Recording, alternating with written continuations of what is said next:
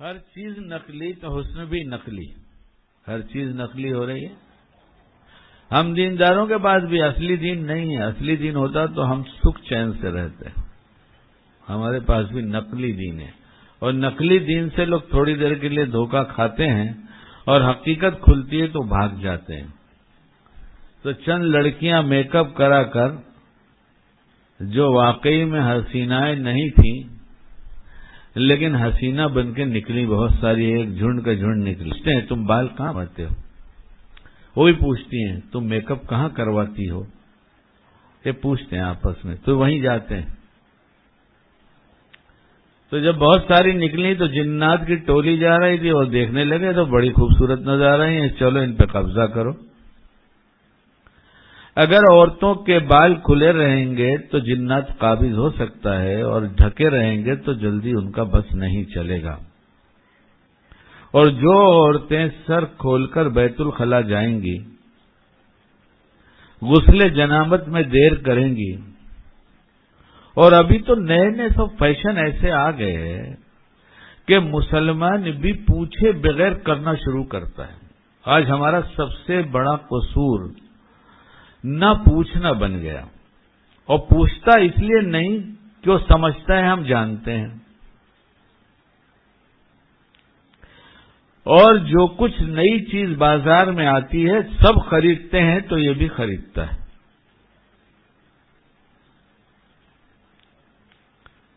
ہمارے 5 بچے ہیں،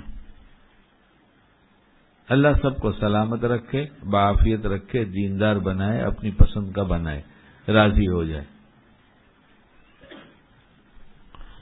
لیکن کسی دن میں نے نہیں دیکھا کہ میری اہلیہ نے پیشاب پاخانے کی وہ چڈی جس میں اس نے کیا ہو باتھ روم میں چھوڑ کر چلی آئی ہوں کہ بعد میں کریں گے، کیونکہ باتھ روم تو شیطانوں کا بسیرا ہے۔ ٹوائلٹ باتھ روم ابھی تو اٹیچ ہے،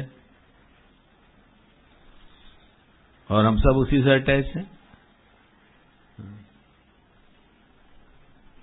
ان کا بسیرا ہے نا بھائی، کتابوں میں یہی لکھا ہے نا، یعنی گندی جگہ پر وہ رہتے ہیں۔ تو ایک صاحب کا میں بیان سن رہا تھا، انہوں نے کہا کہ اگر یہ چاہتے ہو کہ اس میں نہ رہیں تو باتھ روم بہت صاف کلین رکھو ایک دم،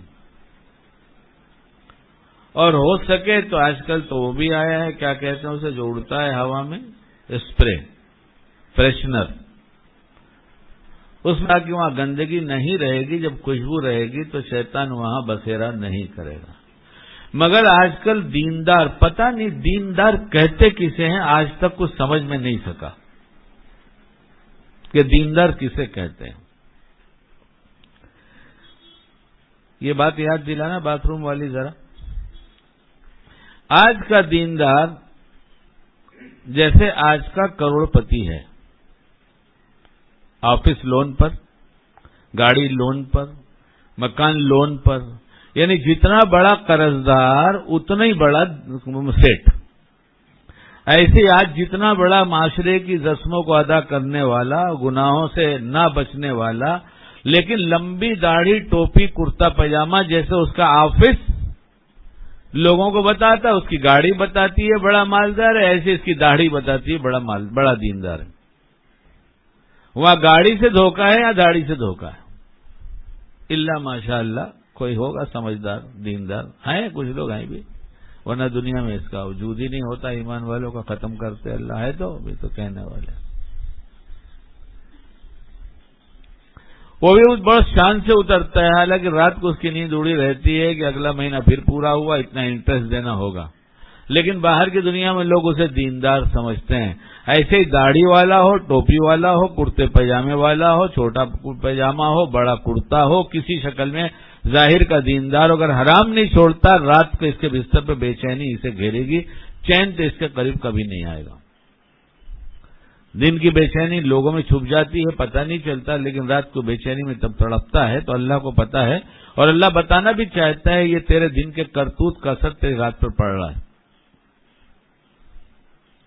یہ دیندار میری سمجھ میں نہیں آیا آج تک کہ کس کو دیندار کہا جائے۔ ہاں ہم نے کچھ لوگوں کو دیکھا ہے، ہم کہیں گے ان کا نام دیندار ہے، لیکن دیندار گھرانوں میں بھی پوچھنا جب چھوڑ دیا گیا تو باہر کے کچھ لوگ دیندار نظر آتے ہیں اور گھر کا ماحول بدل جاتا ہے.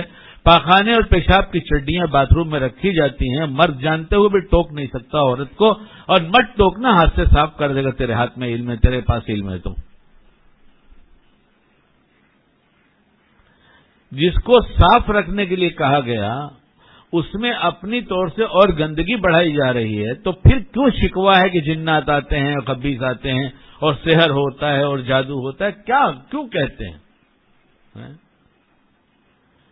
تو اب تک تو یہی رہا ہے کہ صفائی رہی، 5 بچے ہمارے رہے، میں نے زندگی میں کبھی بھی چڈی پیشاب کی دیکھا نہیں.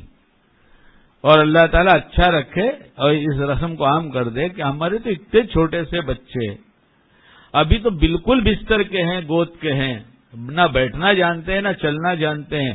میری اہلیہ تھوڑی تھوڑی وقفے سے انہوں نے طے کر رکھا تھا کہ باتھ روم میں لے جا کے اسے پیشاب کرائیں گے. اس وقت سے دھوکے نکالنا ماحول تھا.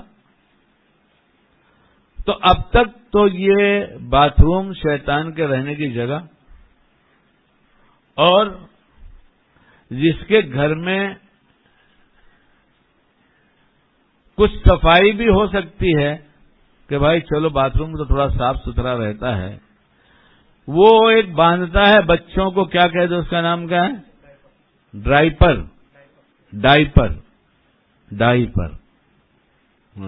پہلے دائی پر بھروسہ تھا، اب ڈائی پر بھروسہ ہے. پہلے دائی پر تھا، اب ڈائی پر ہے. دال کو ڈی سے بولنا شروع کر دیا تو اس کا رتبہ بڑھ گیا. باندھ دیا اور کہا تم کیا سمجھاتے ہو؟ تمہاری زندگی میں تم کو سوائے اس کے روک ٹوک کے کچھ اور آتا ہے کیا؟ یہ کام ایسا کرو، یہ کام ایسا کرو، یہ کام ایسا کرو، یہ کام ایسا کرو. پتہ نہیں کب مرو گے، اس گھر سے جاؤ گے. جس کے مرنے کی تمنا کر رہے ہو اس سے پہلے تمہاری موت آ گئی. دل مردہ ہو گیا، موت آ چکی. کہ جسے بھلی بات سمجھ میں نہ آئے اس کا دل مردہ ہو گیا. اور یہ موت ہے وہ جو ایسی موت ہے کہ ابھی پتہ چلے گا دل تمہارا جی کتنا چین سے رہتا ہے، کتنا سکھ سے رہتا ہے. کہ اب تو بچے بچیوں کو باندھ کے گھماتے ہیں کہ ہر گھر بیت الخلا. اب کہتے ہیں بچے پر اثر ہو رہا ہے، بچہ بیمار رہتا ہے. ارے بھائی جو چیز صفائی کی تھی ادھر صاف ہوا، 1 منٹ سے 1 سیکنڈ کی دیر کیے ہوئے ادھر گندا ہوا فوراً صاف کرو. وہ 1 گھنٹہ بچہ لے کے گھومتا ہے اور تم دیندار کہی جاتی ہو عورتیں. تم کو تو دین کی ہوا ہی نہیں لگی جب تم نے دشمن کو نہیں پہچانا کہ شیطان کا اڈا میں نے اپنے گھر کو بنا رکھا ہے، اپنے بیڈ روم کو بنا رکھا ہے. میرے بچے کے ساتھ شیطان، میری بچی کے ساتھ شیطان. وہ کہتے ہیں چین چاہیے، سکون چاہیے. جو قوم صفائی کرنا بھول جائے، جو قوم صفائی کر دے وہ صاف کر دی جاتی ہے. ایمان کا جز ہے صفائی. اسلام میں صفائی کو کیا کہتے ہیں؟ نفاست، نظافت، طریقہ. آپ علیہ الصلوۃ والسلام نے ایک ایک چیز سکھایا. ناخن کاٹنے کا طریقہ، بال کے بنانے کا طریقہ، بال کیسا رکھا جائے اس کا طریقہ، کدھر تھوکا جائے اس کا طریقہ، کدھر موتا جائے اس کا طریقہ، کہاں بیٹھا جائے وہاں طریقہ. بیان کروں بولتے بیان کرو، کیا بیان کرو؟ تم یہ خبریں سناؤ کہ تمہاری باتوں سے سن کر میں نے زندگی بدلا تو میرا بھی حوصلہ بڑھے کہ ہاں کچھ لوگ بدل رہے ہیں. تم مت سناؤ مگر نیٹ کے ذریعے دنیا سن رہی ہے اور بدل رہی ہے. اللہ انہیں بدل رہے ہیں کیونکہ میں نے محسوس کیا کہ نیٹ کے ذریعے سننے والے ایسے بڑے بڑے پڑھے لکھے عقل مند ہوشیار سن رہے ہیں جو سمجھتے ہیں کہ اسلام زندگی سے جائے گا، بے چینی آئے گی، اسلام زندگی میں آئے گا، چین و سکون آئے گا.